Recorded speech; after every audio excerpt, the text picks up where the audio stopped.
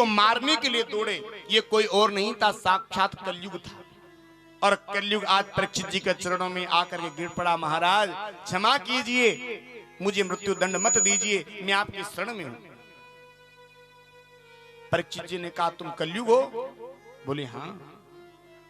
तुम्हारी सामर्थ्य कैसे होगी, तुम मेरे राज्य में आ गए?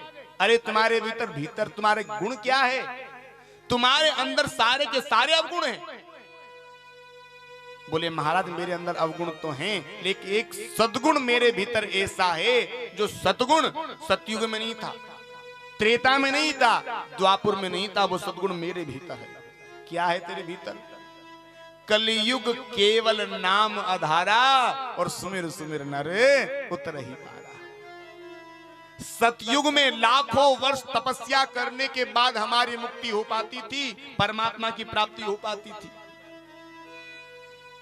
द्वापर में कई यज्ञ करने के बाद भगवान की प्राप्ति होती थी, लेकिन कली काल में ना तो तुम्हें यज्ञ करने की जरूरत, ना ही तुम्हें तपस्या करने की जरूरत, केवल भगवान का नाम गाने से ही भगवान की प्राप्ति हमें हो जाती है। परीक्षित जी ने सोचा आज मैं जवान हूं, मुझ में लड़ने की सामर्थ्य है, आज तो इसको मैं रोक सकता हूं, और इसका समय प्रारंभ हो गया, कल को मैं वृद्ध हो जाऊंगा, ये और ताकतवर बनकर के आएगा, मेरे ऊपर आक्रमण करेगा, इसे मैं नहीं जीत पाऊंगा। और आज ये राज्य से मुझे कुछ दे रहा है। तो आज परीक्षित जी महाराज ने कलयुग को 4 स्थान अपने राज्य में दे दिए। कौन कौन से? द्युतम पानम स्त्रिय सूना यत्रा धर्मश्चतुर्विद, ये 4 स्थान कलयुग को दे दिए। एक बात बताऊं, कलयुग क्या है? ये कलयुग कोई बड़े बड़े सिंह वाला कोई राक्षस नहीं होता। कलयुग क्या होता है? हमारे घर में जो बात बात पर झगड़े होते हैं ना, जो हमारे घर में कलह विद्यमान है, यही कलयुग है। किसी प्रकार की कोई बीमारी नहीं है, लेकिन फिर भी मानसिक चिंता हमारे घर में भरी हुई है, ये क्या है? यही कलयुग है। बाप बेटे पर बात बात पर झगड़ा होता है, सास बहू में बात बात पर झगड़ा होता है, ये क्या है? ये कलयुग ही है महाराज। आज कलयुग को 4 स्थान दे दिए गए। कलयुग ने पूरे राज्य में चक्कर काट लिया, कहीं भी ये 4 स्थान दिखाई नहीं दिए। कलयुग को बड़ा क्रोध आया, ऐसे स्थान मुझे दे दी जो है ही नहीं यहां पर। आज कलयुग ने कहा महाराज एक स्थान मुझे और दे दो, और महाराज के मुंह से निकल गया जाओ सोने में तुम्हारा वास होगा। सोने में कलयुग का वास होगा। तो सोने में कौन रहता है? बोलो। अरे आज एकादशी थोड़ी, आज तो प्रदोष होगी। हैं? बोल कैसे नहीं रहे तुम लोग? जोर से आवाज निकाल करके बोलो। सोने में कौन रहता है? कलयुग रहता है। तो सोना नहीं पहनना चाहिए, नहीं पहनना चाहिए ना। तो जितना सोना तुम सभी माता बहनों ने भाइयों ने पहना उतारो, 2 मिनट की छुट्टी भागवत पर ला करके चढ़ा दो। अरे कलयुग रहता, नहीं पहनना चाहिए भाई। 2-4 मैया तो उतारने के लिए तैयार होगी। देखो अरे मैया नहीं नहीं ऐसी बात नहीं है। देखो भागवत के एकादश स्कंद के 16वें अध्याय में भगवान जब अपनी विभूतियों को गिनाते हैं उद्धव जी को, तो कहते हैं जितनी भी धातु हैं इन धातुओं में सोना नहीं। तो आप समझो किस सोने में भगवान का वास है और किस सोने में कलयुग का वास है। निजी मेहनत से परिश्रम करके ईमानदारी से जो धन कमाया जाता है यानी स्वर्ण कमाया जाता है, उस स्वर्ण में भगवान का वास है। और जो बेईमानी से छीना झपटी कर करके गले काट काट करके जो स्वर्ण कमाया जाता है, धन कमाया जाता है, उसमें कलयुग का वास है। आज परीक्षित जी के माथे पर सोने का मुकुट देखा, कलयुग ने देखा ये भी मुकुट सोने का ही, क्यों नहीं इनके ऊपर बैठ जाऊं। और आज कलयुग आया और परीक्षित जी के मुकुट में आकर के बैठ गया। और कलयुग बैठता भी सबसे पहले माथे पर ही। सबसे पहले कलयुग बुद्धि ही बिगाड़ता है इंसान की, और बुद्धि बिगड़ी तो पूरा का पूरा मनुष्य ही बिगड़ जाता है। आज बुद्धि बिगड़ गई महाराज। घूमते घूमते घनघोर जंगल में चले गए। एक श्रमिक महात्मा का आश्रम था। भूख प्यास से बड़े दुखी थे। कहा महाराज बड़ी जोरों की भूख लगी है, लाओ हमारे लिए भोजन पानी की व्यवस्था करो। श्रमिक महात्मा आंख बंद करके बैठे थे भगवान के ध्यान में। श्रमिक को पता ही नहीं चला कौन आया कौन नहीं आया, और राजा ने इसे अपना अपमान मान लिया। अपना अपमान जैसे ही माना, आज मरा हुआ सर्प उठाया और महात्मा के गले में जाकर के डाल दिया और सीधा अपने महलों में चला गया। जैसे ही मुकुट उतारा होश आया, अरे ये आज हमने क्या कर दिया, एक महात्मा के गले में मरा हुआ सर्प डाल दिया। खैर कोई बात नहीं, संत महात्मा तो वैसे बड़े दयालु होते हैं, कल चल करके पैर पकड़ लेंगे, महात्मा क्षमा कर देंगे। आज किसी ने श्रमिक ऋषि के पुत्र श्रृंगी को सूचना दे दी, बोले आपके पिता के गले में किसी ने मरा हुआ सर्प डाल दिया। श्रृंगी ऋषि ने कोस की नदी में से जल लिया और कोस की नदी में से जल लेकर के श्राप दे दिया। इति लगित मर्यादम तक्षका सप्तमे हनि दक्ष यति कुलाम गाही योदिता में तत दुहम। जाओ मैं श्राप देता हूं, जिस किसी ने भी मेरे पिता के गले में मरा हुआ सर्प डाला है, आज के 7वें दिन इन सर्पों का पूर्वज तक्षक सर्प उसको डस लेगा, उसके काल मृत्यु हो जाएगी।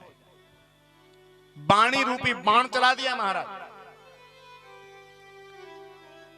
और आकर के अपने पिता के चरणों में बैठ करके खूब रोने लगे। पिता की आंख खुली, देखा चरणों में बैठ करके बेटा रो रहा है। पूछा बेटा क्या हुआ? बोले पिताजी किसी ने आपके गले में मरा हुआ सर्प डाल दिया और मैंने उसको ऐसा दंड दिया है कि पूरे जीवन याद रखेगा। क्या किया बेटा तूने? बोले मैंने उसको मरने का श्राप दे दिया 7 दिन में। ध्यान लगा करके देखा, रे बेटा तूने ये क्या किया? परीक्षित जैसे राजा को तूने श्राप दे दिया। उसी समय अपने गोरमुख नाम के शिष्य को बुलाया और कहा जाओ और राजा से कहना मेरे नादान बेटे ने 7 दिन में मरने का श्राप दे दिया है, अब अपनी मुक्ति का उपाय वो खोजना चाहें तो खोज सकते हैं। आज परीक्षित जी को सूचना मिली। परीक्षित जी महाराज ने कहा, अरे ऋषि कुमार, तुम्हारे ऋषि पुत्र ने मुझे 7 दिन जीने का अवसर और देकर के बिल्कुल भी अच्छा नहीं किया, क्योंकि जिस शरीर से एक संत की अथवा ब्राह्मण का अपमान हो जाए, मैं तो चाहता हूं आज इसी समय इस शरीर के ऊपर आकर कोई बिजली गिर जाए, इसका प्राणांत यही हो जाए। लेकिन जैसी भगवान की इच्छा। आज जैसे ही परीक्षित जी को इस बात का पता चला, परीक्षित जी महाराज ने सारा राजपाट यश वैभव छोड़ा और सीधे गंगा के किनारे पर चले गए। गंगा के किनारे पर बड़े बड़े संत महात्मा इस समय का इंतजार कर रहे थे, कब परीक्षित जी के श्राप की अवधि आए और कब हमें कथा सुनने के लिए मिले। बड़े बड़े संत महात्मा आज यहाँ बैठे हैं। परीक्षित ने हाथ जोड़कर बस एक संक्षिप्त प्रश्न पूछ लिया, 7 दिन में मरने वाले को क्या करना चाहिए? कोई भी नहीं जवाब दे पाया महाराज। श्रृंगी महात्मा भी यहीं बैठे हैं, श्रमिक ऋषि भी यहीं बैठे हैं, वेद व्यास जी महाराज स्वयं यहाँ विराजमान हैं, लेकिन कोई भी इस बात का जवाब नहीं दे पाया कि 7 दिन में मरने वाले को क्या करना चाहिए। इधर देव ऋषि नारद ने जाकर के सुखदेव जी महाराज को सूचना दी, अरे महाराज आपको पता चला कि परीक्षित को 7 दिन में मरने का श्राप लगा है? बोले हाँ, तो जाओ आप उसको बचाओ।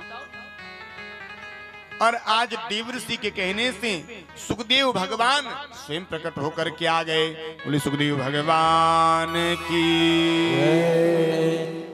लिखा है तत्रा भवत भगवान व्यास पुत्रो यदक्षया गाम ततापो नपेक्ष अलक्ष्म लिंगो निज लाभ तुष्टो व्रतस्य वातेस्वधूत वेशः।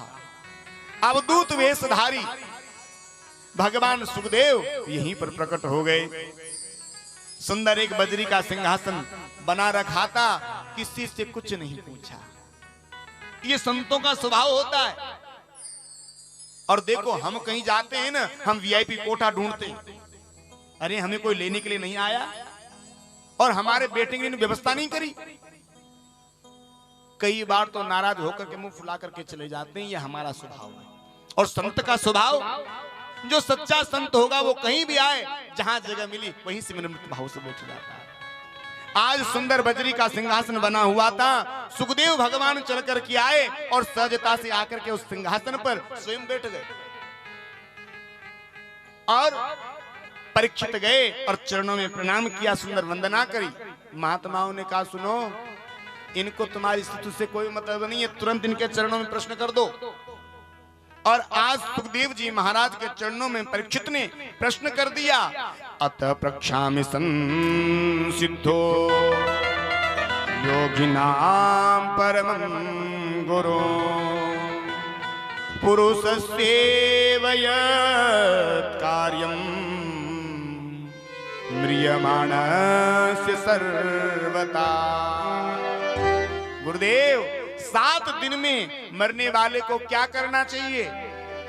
गुरुदेव मुस्कुरा गए और अपना वरद हस्त आज परीक्षित के माथे पर रख दिया। गुरु हंसा, समझो फंसा। आज संपूर्ण ऋषियों को इस बात का विश्वास हो गया कि अब काल भी चाहे तो परीक्षित का बाल बांका नहीं कर सकता। आज सुखदेव जी ने कहा, राजन, जो तुमने ये प्रश्न किया है ना, ये तुम्हारे अकेले के लिए नहीं किया। क्यों? क्योंकि 7 दिन में मरने का श्राप अकेले परीक्षित को नहीं मिला, आपको भी मिला है और हमको भी मिला है। क्योंकि इस जीव का जन्म इन 7 दिनों के भीतर होता है, इस जीव की मृत्यु भी इन्हीं 7 दिनों के भीतर होती है। 8वां दिन प्यारे आज दिन तक किसी के लिए नहीं बना। गुरुदेव ने कहा, राजन, 7 दिन में मरने वाले को श्रोतव्य कीर्तितव्यश्च, केवल भगवान की कथा सुनो, भगवान का गुणानुवाद करो। और सुखदेव जी कहते हैं, राजन, 7 दिन में मरने वाले को श्वास श्वास पर कृष्ण भजे, वृथा श्वास जन खो, ना जानू या श्वास की आवन हो यन हो। राजन, जो श्वास हमारी एक बार निकल करके चली गई, वह श्वास दोबारा लौट करके आएगी या नहीं आएगी कोई नहीं जानता। इसीलिए खाते पीते उठते बैठते हर समय भगवान का नाम गाते रहो, क्योंकि भगवान का नाम ही एक ऐसा है जो तुम्हें इस कलिकाल से पार लगा सकता है। और आज सुखदेव जी महाराज परीक्षित को बड़ा सुंदर उपदेश कर रहे हैं। भजन में लागियो रे, भजन से होगा बेड़ा पार। भजन में लागियो रे, भजन से